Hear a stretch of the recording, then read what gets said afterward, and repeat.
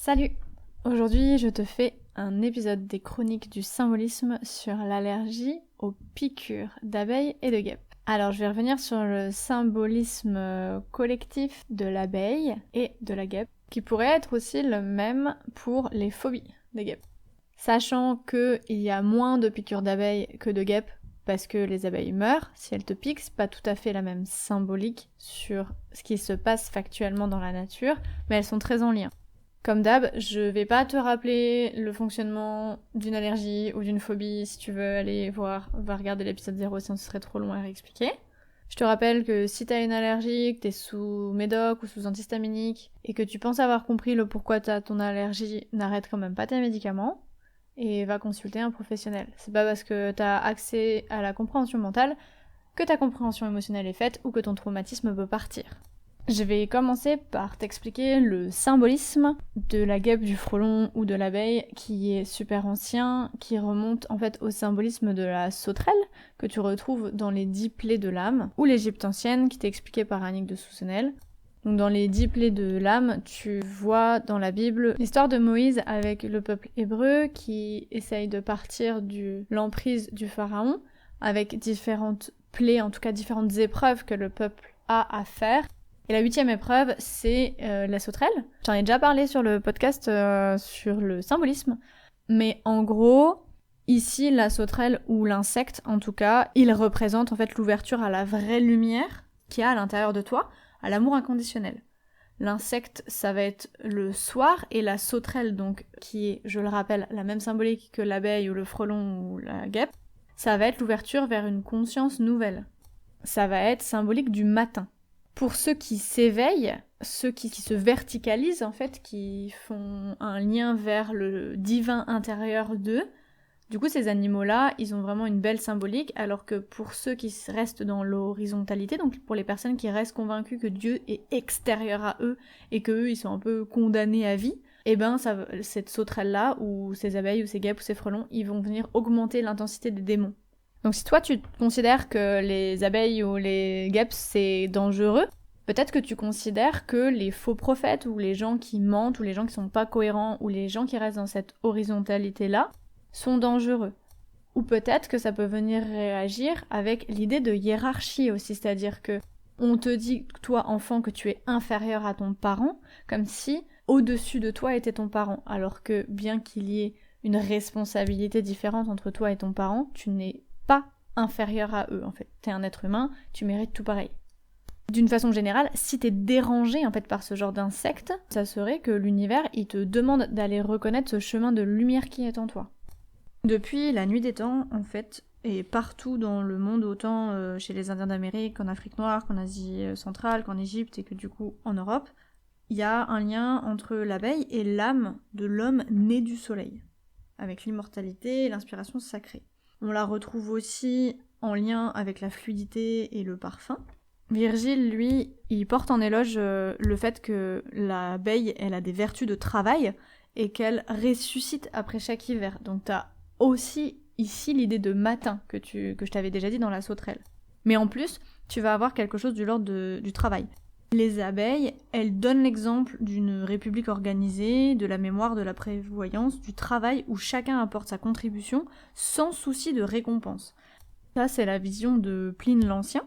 Et c'est hyper intéressant parce que tu vois l'idée de société, donc chez nous c'est le patriarcat, mais aussi l'idée de chacun qui travaille à sa juste valeur et qui travaille pour le bien de tous en fait. Donc pas quelque chose d'égocentré ou d'égotique, mais vraiment quelque chose d'altruiste, qui est quand même hyper rare dans nos sociétés à nous. Alors l'abeille, elle est difficilement dissociable du miel, mais je vais pas te parler de la symbolique du miel ici parce que c'est pas la même chose et je te parle pas de l'allergie au miel et on n'est pas phobique au miel. Donc c'est encore une autre symbolique, je la néglige volontairement. Mais d'un point de vue symbolique, oublie pas qu'entre l'interaction du soleil et de la fleur, il y a l'abeille qui intervient. Par son rôle, et d'ailleurs la guêpe aussi, de pollinisatrice, l'abeille, elle joue un rôle. Donc tu te souviens de la symbolique du pollen, sinon je t'invite à voir l'épisode dessus. L'abeille, elle va vraiment aider à la pollinisation. Quelque part, l'abeille, c'est un peu la PMA de la nature en fait. C'est elle qui assiste, qui aide la pollinisation, donc la reproduction. D'un côté, elle aide, et en même temps, elle le consomme, parce que du coup, avec le nectar et le pollen, elle en fait du miel. En plus de ça, les abeilles, c'est vraiment un matriarcat. Donc non seulement c'est la reine qui dirige la ruche, mais en plus, ce qu'on appelle les faux bourdons, donc les abeilles mâles qui vont essayer de s'accoupler avec la reine, s'ils réussissent, eux, ils meurent en chemin. Donc il y a vraiment quelque chose de l'ordre du matriarcat, plus ou moins positif. Et chez les abeilles, c'est fait de façon assez violente. Je vais pas te décrire le truc si t'as envie d'aller regarder, mais fais-moi confiance.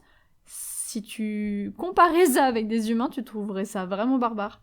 Et ce qui est marrant, en fait, c'est qu'une abeille, ça va s'accoupler qu'une seule fois. Et ça peut pondre jusqu'à 2000 œufs avec un accouplement, en fait. Parce qu'elle va garder le sperme du mâle pendant des années et elle aura pas besoin de se réaccoupler.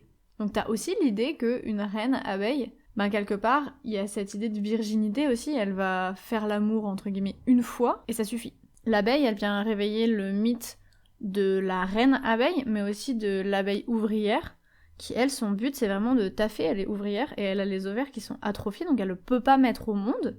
Alors, tu vois, il y a aussi une ironie, là, c'est que l'abeille, elle peut pas mettre au monde, alors que, pour les fleurs, elle fait office de PMA, tu vois. Donc si toi, t'as été conçu par PMA, par exemple, il se peut que tu réagisses, en fait, avec le symbolisme de l'abeille. Je te l'ai déjà dit, les allergies, ça touche quelque chose de très profond et de très inconscient. Donc non pas quelque chose que tu vis comme un traumatisme, mais quelque chose qui est dans ta famille, qui s'inscrit en toi, qui va s'exprimer d'une certaine façon. Et donc si tu as, par exemple, des relations adultères au niveau de tes parents, si une autre femme a joué un rôle, soit pour ta conception, soit, je pense notamment aux grands-mères qui ont souvent élevé les enfants, ou aux belles-mères qui ont souvent élevé les enfants, ça peut venir résonner avec la symbolique de l'abeille aussi. Dans l'ancien temps, alors débrouille-toi avec cette vague, j'ai pas trouvé d'infos de quand est-ce que ça datait, mais dans l'ancien temps, on associe aussi les abeilles à la protection des nouveau-nés et des nourrissons. Ça, c'est hyper intéressant pour la symbolique de ton allergie derrière. Et ça rejoint complètement ce que je viens de te dire. Bon, t'as aussi un lien entre le Christ et les abeilles, parce que le Christ, il a appelé le miel du rocher. Et là, je te cite visiblement le psaume 96, « Car l'âme est au corps, ce que le rayon est au miel, une essence divine abritée dans un vaisseau terrestre. » C'est super beau, mais je m'attarderai pas dessus parce que ça parle trop du miel.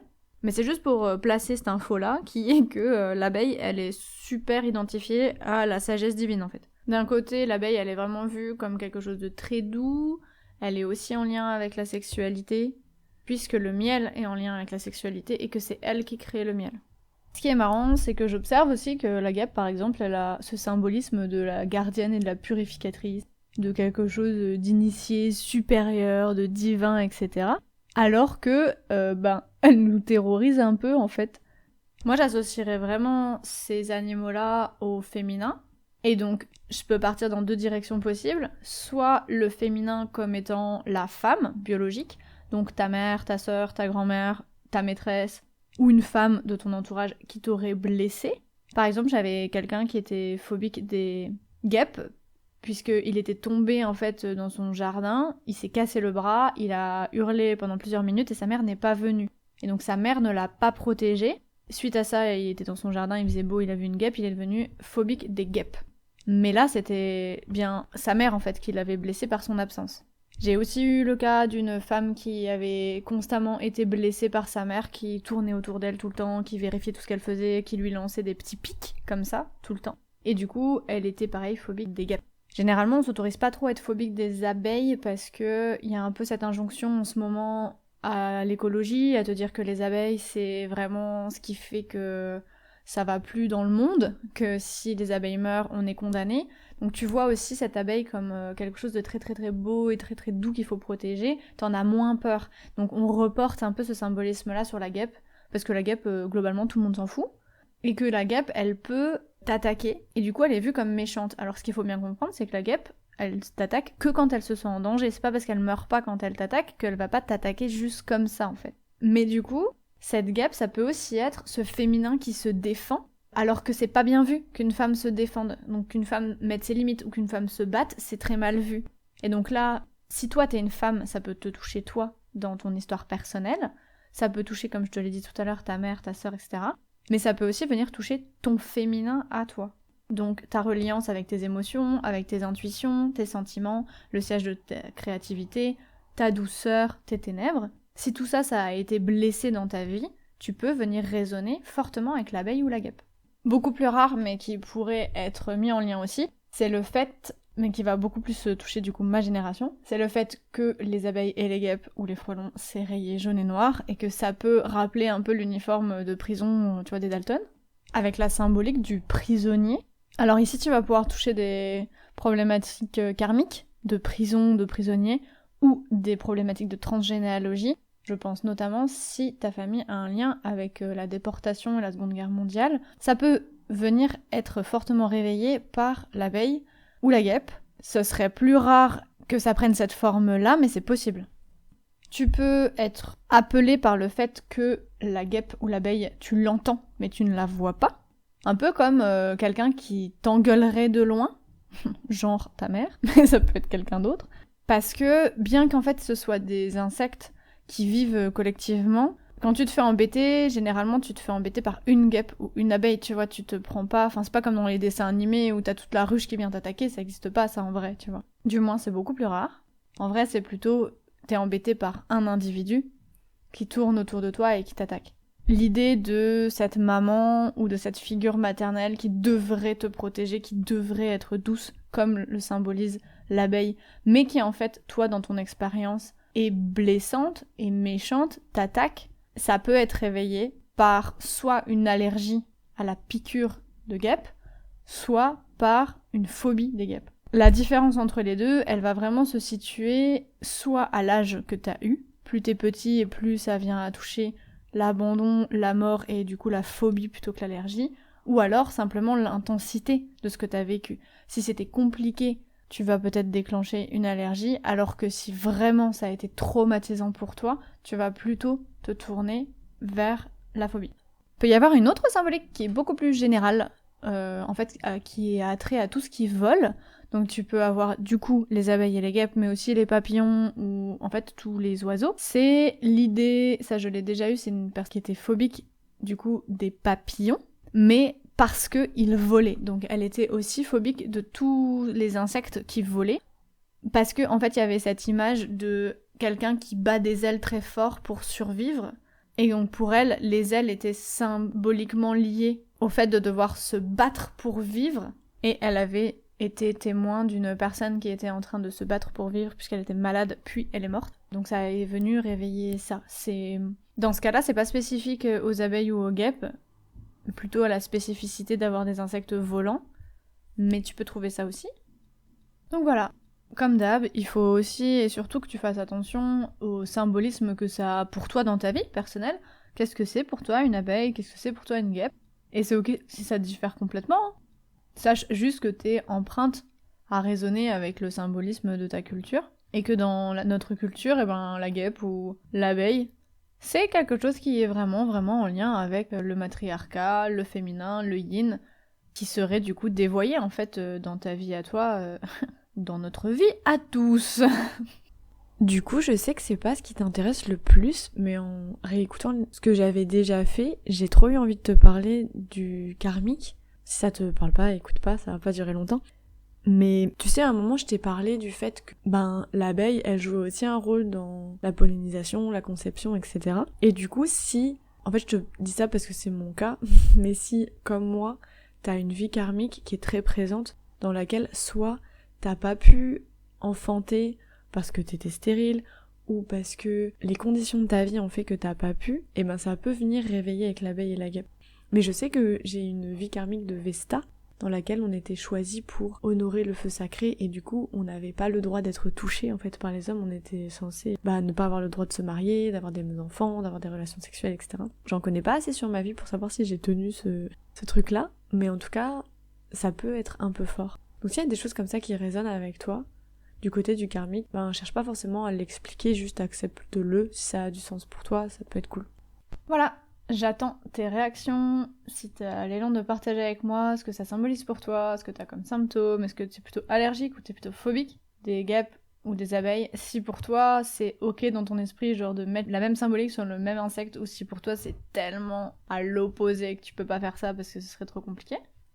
Comme d'hab, n'hésite pas à partager cette chronique avec les personnes qui sont soit concernées, soit que tu penses que ça peut aider. Pour ma part, je te remercie de m'avoir écouté. Je te souhaite une belle journée, une belle soirée ou une belle nuit. Je te dis à très bientôt. J'attends tes retours. Merci et prends soin de toi. Salut!